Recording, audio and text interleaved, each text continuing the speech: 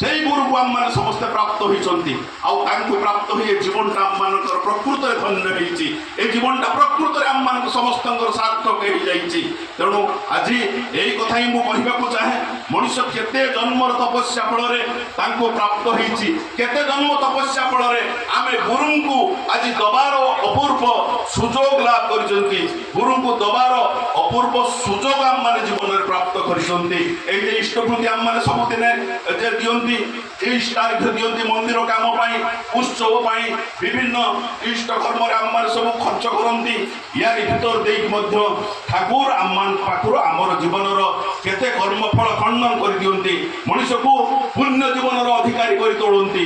ଏଇଭଳି ଭାବରେ ଏଇଭଳି ଦେଖା ଠାକୁର ସେଥିପାଇଁ କହୁଛନ୍ତି ଯେ କର୍ମ କରି ଯାହା ପାଅ, ଇଷ୍ଟ କାର୍ଯ୍ୟ ଯଦି ଦିଅ, ଦେଇ ହେଲେ ଧନ୍ୟ ଭାଗ୍ୟ, ତେବେ ହିଁ କର୍ମ ଫଳ ତ୍ୟାଗ।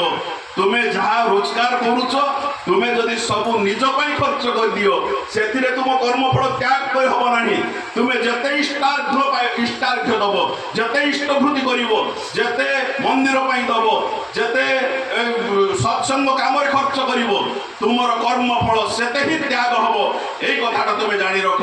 ତେଣୁ ଆପଣମାନେ ସମସ୍ତେ ଜାଣିଥିବେ, ଠାକୁର ସେତେବେଳେ ଗଙ୍ଗା ନଦୀରେ ସ୍ନାନ କରିକି ଉପରକୁ ଉଠୁଛନ୍ତି, ଗୋଟେ ଭିକାରୀ ଆଣ୍ଠେଇ ପଡ଼ିଲା ଠାକୁରଙ୍କ ପାଖରେ, ଦେଖିଲା ଠାକୁରଙ୍କର ଦିବ୍ୟତମ ଶରୀର ଏବଂ ଭାବିଲା ବିରାଟ ଜମିଦାର ବୋଧ ହୁଏ, ଏଇଠି ମାଗିଦେଲେ କିଛି ଗୋଟାଏ ମୋତେ ଅଧିକ ମିଳିଯିବ।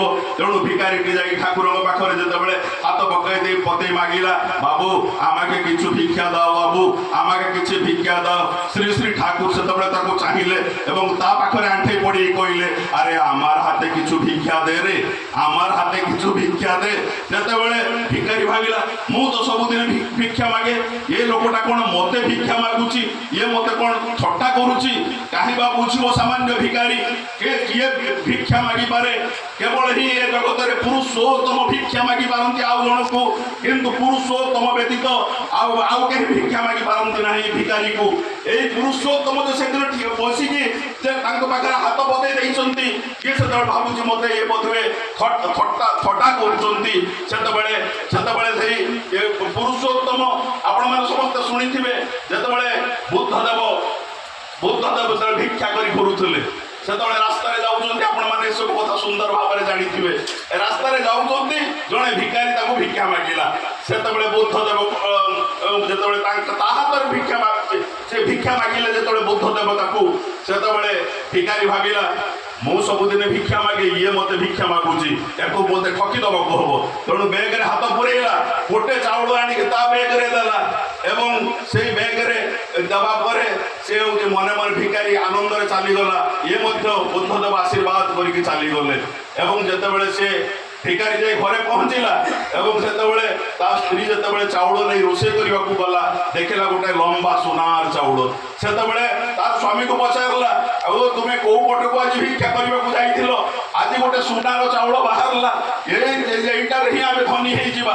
ସେତେବେଳେ ଭିକାରୀର ଭାବାନ୍ତର ହେଲା, ଆରେ କିଏ ସେ ଭିକାରୀ ଯିଏ ମୋତେ ଭିକ୍ଷା ମାଗିଥିଲା, ମୁଁ ତାକୁ ସେଇ ଠକିଦେବା ପାଇଁ ଗୋଟିଏ ଚାଉଳ ଦେଇଥିଲି, ତାହା ସୁନାର ଚାଉଳ ହେଇଗଲା। ଆଉ ଯଦି ମୁଠାଏ ଚାଉଳ ମୁଁ ଦେଇଥାନ୍ତି, ତାହେଲେ ଜନ୍ମାନ୍ତର ଧରି ମୋର ଏଇ ଦାରିଦ୍ରତା ଲୋପ ପାଇଯାଇଥାନ୍ତା। ସେତେବେଳେ ତା ଭିତରେ ଭାବାନ୍ତର ହେଲା। ଇଏ ମଧ୍ୟ ଠାକୁର ସେତେବେଳେ ମଧ୍ୟ ଯେତେବେଳେ ମାଗିଲେ, ଭିକାରୀ ବିରକ୍ତି ହେଇକି ଚାଲିଗଲା। ଠାକୁର ଯେତେବେଳେ ବିଶ୍ରାମ ନେଲେ, ଠାକୁରଙ୍କୁ ପଚାରିଲେ ଭକ୍ତମାନେ, ଠାକୁର ଆପଣ ସେ ଭିକାରୀ ପାଖରେ ଭିକ୍ଷା ମାଗିଲେ, ଠାକୁର କହୁଛନ୍ତି, ଆରେ ଏତେ କରି ତା ପାଖରୁ ମୁଁ ଚାହିଁଲି আমার হাতে কিছু দে, সে কিন্তু ମୋ ହାତରେ କିଛି ଦେଲାନି ରେ। 6 ପୁରୁଷ ଧରି ପରମ ପିତାର ଖାତାରେ ତାର କିଛି ଜମା ନାହିଁ ରେ। 6 ପୁରୁଷ ଧରି ପରମ ପିତାର ଖାତାରେ କିଛି ଜମା ନାହିଁ।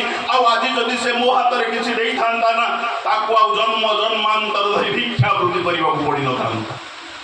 ଏ ହେଉଛନ୍ତି ପୁରୁଷୋତ୍ତମ।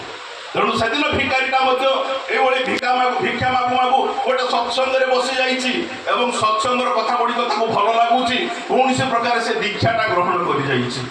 ସମସ୍ତେ ଆଶ୍ରମ ଯାଉଛନ୍ତି, ତା ପାଖରେ ତ ଟଙ୍କା ନାହିଁ ଆଶ୍ରମ ଯିବା ପାଇଁ। ତେଣୁ ମନେ ମନେ ଭାବୁଛି କେମିତି ମୁଁ ଆଶ୍ରମ ଯିବି, ଭାବ ଉଦ୍ରେକ ହେଇଛି। କୌଣସି ପ୍ରକାର ଚାଉଳ ମୁଠେ ପ୍ରତ୍ୟେକ ଦିନ ଇଷ୍ଟଭୃତି କରେ। ଦିନେ ସେ ନିଜେ କିଛି ପଇସା ସଂଗ୍ରହ କରିକି ସେ ଆଶ୍ରମ ଉଦ୍ଦେଶ୍ୟରେ ବାହାରି ପଡ଼ିଛି। ଟ୍ରେନରେ ବସିଛି, ଟ୍ରେନ ଚାଲିଛି ଏବଂ ସେ ଈଶ୍ୱରଦୀ ଷ୍ଟେସନରେ ଓହ୍ଲେଇବ। ତା ଭିତରେ ଭିକାରୀ ନାମ କରୁ କରୁ ତା ଭିତରେ ନିଦ ଆସିଯାଇଛି। ईश्वरती स्टेशन अतिक्रांत कर ट्रेन अनेक आगक चली जाइए जिते तार निद भांगी भिखारी पचारि आज्ञा ईश्वरती स्टेशन कौटी सहयात्री जड़े कहले ईश्वरती स्टेशन अनेक दूर चलीगला अरे तुम्हें ये ओह्ल पड़ पुणी जिते रिटर्न ट्रेन आसो से ट्रेन में जाकि तुम से ओह्ल से भिखारी जन को ओह्ल पड़ी पाखे आउ बेसी पैसा ना भोक लगुच से किसी किणिकी खाई खाइला से पुणी जिते आसी राति 2:30 बेले से पहुंची ईश्वरती स्टेशन से केमी जीव आश्रम पर्यंत से स्टेशन मास्टर को पचारि मुझे सत्संग आश्रम को जी से कहते देख बर्तमान तो घोड़ा गाड़ी बंद हो गला बर्तमान कौन सी गाड़ी जीवा बंद हो गला तुम अपेक्षा कर सकाल हेले तुम्हें से जापर ये पचारि कौन चलिकी जावाई किसी गोटे सर्टकट रास्ता ना से कहते हाँ चलिकी जावाई सर्टकट रास्ता अच्छी किंतु ये बुदुबुदु क्या जंगल अच्छी से रास्ता देखिए तुम्हें जब जापर चलिकी जाकि पहुँची पार भिखारी से भावी मो हाथ तो गाड़ी घोड़ा करी गाड़ी घोड़े जीवा भली मो पाखे पैसा ना तेणु मु चलिकी जी तेणु नाम करी चलवा आरंभ कर आगू चालू चालू चालू चालू हठात सकाल हो जाइए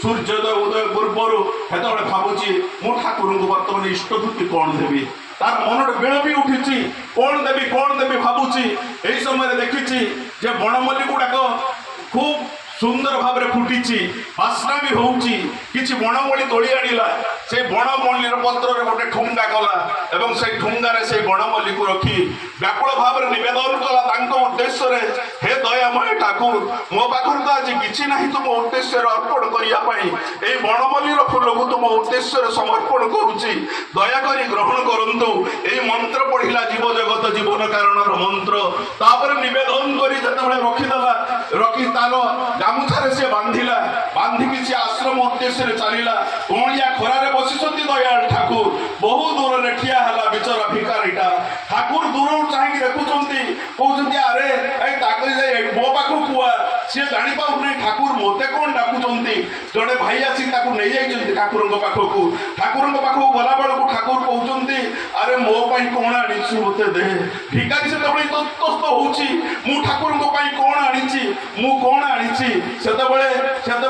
ठाकुर कहते हाँ हाँ से मो कि आनी केष्टदा देख केष्टदा से मो निश्चय किसी नहीं आसी ये भिखारी कौन बाधब जो से तार से लुगा गामुछा कानी बांधि से बनमल्ली पत्र खोल को से भाव में पछरे लुचई दौची मन पड़ुची सुदामर कथा सुदाम जो खुद भजा नहीं जाइला जगन्नाथ सॉरी कृष्णकर दरबार को कृष्ण एत बड़ राज सिंहासन एत बड़ राजपुर ता भर लज्जा लगुच केमी भाव में खुद भजाटा मो बंधु को देवी किंतु बंधु केमी भाव में नहीं जाऊँगी से दृश्य आम मान को भी मोहित करे से दिन श्री श्री ठाकुर केष्टदा को कहते केष्टदा ता पाखु देख से निश्चय मो कि आनी केष्टदा पछपटू से खुद जो बनमल्लीर ठुंगा बंधाई जो फिटेकी नौ ठाकुर हाथ में दौरान ठाकुर आवेग भरे से बनमल्लीर से ठुंगा को धरी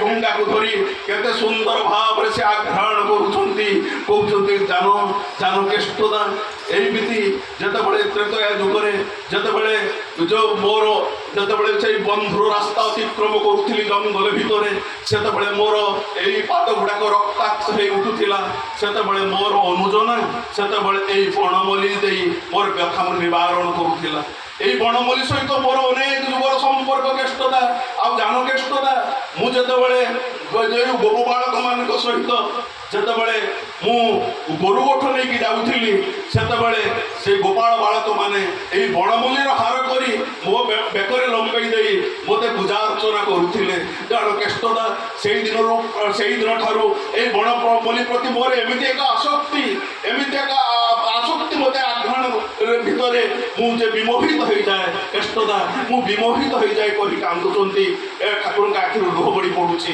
भिखारी आखिर लुह बड़ी पड़ुची भिखारी कौच हे दयामय तुम्हें ये भाव में मनुष्यर भाव को ग्रहण कर किंतु प्रकृत में आज आम केते प्रकृत धन्य ये जगन्नाथ विष्णुवृत्ति स्वस्ति सदाचार पालन करी आम धन्य एवं यही आम जीवन प्रत्येक क्षेत्र में आमको उद्धार कर